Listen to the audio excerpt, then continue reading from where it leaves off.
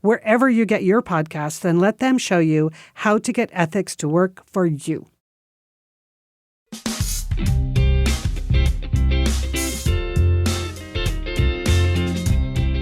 So, Liz, I think future generations will have a lot of names for this period of history we're living through right now. Mm-hmm. Maybe the age of mega anxiety.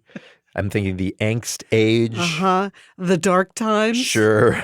But I have been calling it the age of disillusionment, where we're constantly disappointed by and losing faith in all sorts of institutions and leaders, and especially in business, where it's very easy to feel increasingly like nice guys finish last, right? But we don't believe that has to be true. Not here at Safe for Work. Hell no. Nope. And here to tell us how A, nice leaders are actually good for business, and B, how to be the best nice leader we can be is Marcel Schwantes. He's a speaker, executive coach, podcaster, and columnist. His work has been featured in Inc., CNBC, Forbes, Time, and many more. He is also the host of the Love in Action podcast. Hey, Marcel, welcome to our podcast. Yay. Great to be here, guys. Nice to hear from you. So, Marcel, first of all, you're a big believer in this idea, the servant leader, which is a concept that I believe sprung up in the 70s, and the term seems completely counterintuitive to us. Isn't a leader like the opposite of a servant? They are the boss. There is your paradox. How can you lead and serve others? Well, there's such a stigma around the term servant leadership. Any kind of leader that is going to become a good leader has to meet the needs of those around them, right? So you want to meet the needs of your employees. You want to grow and develop them. That's the servant part of servant leadership. Mm-hmm. And then the leadership part of that equation is the one that holds people accountable and sets the right expectations and has clear goals and measures for success. But you don't do that at the expense of squashing people and crushing their souls.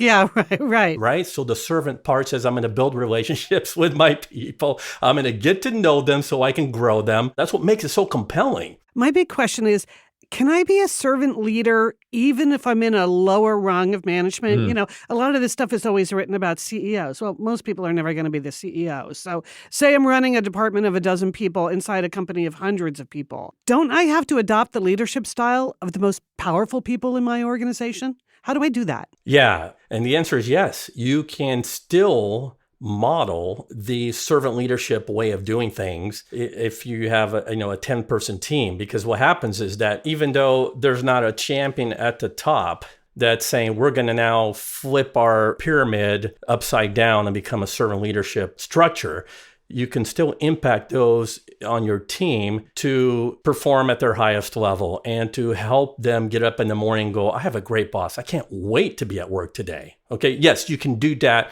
without the CEO sending down the 10 commandments from Mount Sinai, if you will. Interesting. And I guess I can imagine that if what you're saying is true and that this style of leadership results in greater success, then the people at the top of the company go, hey, what's going on over there in Sector 7? How come they're bringing in $10 billion more? Sector 7 is rocking it. Yes. Maybe we should emulate Sector 7's leadership style. Let's talk about this list of attributes of great servant leaders. What struck us is how hard it is to actually embody some of these things. Like number one on your list of attributes that a servant leader should have is displaying authenticity, which you say in part means, quote, being transparent and known. First of all, do you mean that just about work issues, or should leaders allow themselves to be known literally on a personal level? Because that seems tricky in a lot of ways. Yeah, I don't think you can have one without the other. I think that you have to be known as a person so that there are no masks, so that you're not hiding behind any masks. So the displaying authenticity is really about showing up with your emotional honesty and admitting mistakes. And so if you failed at something, you say, I failed and I'm human. And what happens there is that people are going to respect you even more as a leader when they see that, hey, this person is real. It's really being transparent and doing as you say and saying as you do.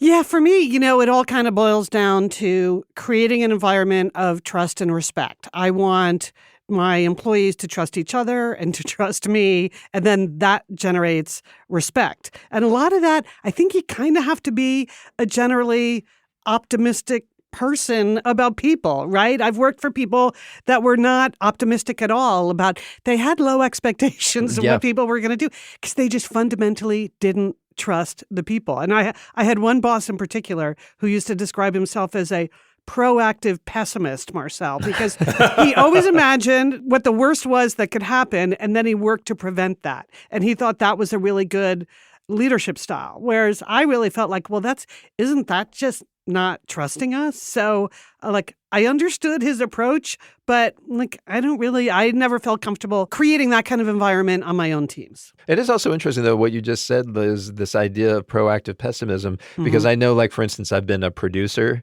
a lot of my life for audio stuff like we're doing right now. And that is kind of one of your jobs, is going what could possibly go wrong here? And then I'm going to make sure that doesn't happen. Yes. You do kind of have to expect the worst is happening. You do. You have to plan all these different scenarios, like what do we do if this happens or that happens? So it's tricky. It's not like you shouldn't fear a bad outcome because you need to plan to prevent a bad outcome. But if that reads as not trusting your people, I think that's the different thing. That's where it crosses over. Yeah. Marcel, I think one of the most counterintuitive things in management is the idea that you become more effective and more powerful by putting others first, by sharing your power, empowering the people around you and pushing authority down.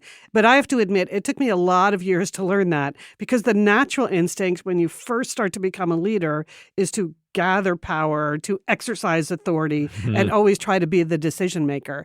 And I would say I was a way better boss in the second half of my career than I was in the first, because I had finally figured out, hey, I can just let these other people do all this, and I need to just direct them. I learned that it wasn't always about making the decisions. It was about really giving them authority. So, it takes a while, because it doesn't feel natural to give away your power when you first start getting it. Yeah. It's just human nature for us to not want to release control. But there's the trust factor again. You brought in some brilliant people, and now you're not giving them the chance to exercise their God-given brains and talent and gifts. Servant leadership says just the opposite, right? I'm going to release control and empower people to make decisions on their own and give them ownership to say, hey, even though this might be above their line of sight, let me give them a chance to air it out and tell me what they think. Am I going down the right path? And when you do that, you create all kinds of great things for your employees. And like I said earlier, discretionary effort, creativity, innovation, all those things go up. Marcel Schwantes, thank you so much for your insights, and thanks for your time. Thank you for the inspiration. My pleasure. Bye-bye. If you don't know your numbers, you don't know your business.